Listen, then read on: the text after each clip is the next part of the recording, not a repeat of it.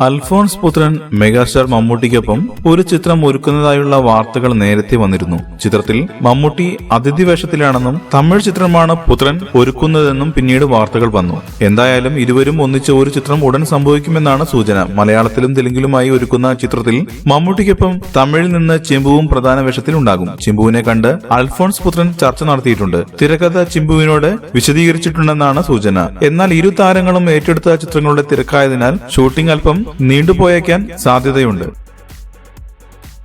കൂടുതൽ സിനിമാ വാർത്തകൾക്കും വിശേഷങ്ങൾക്കും ഇപ്പോൾ തന്നെ സബ്സ്ക്രൈബ് ചെയ്യൂ മലയാളം ക്രിയേഷൻസ്.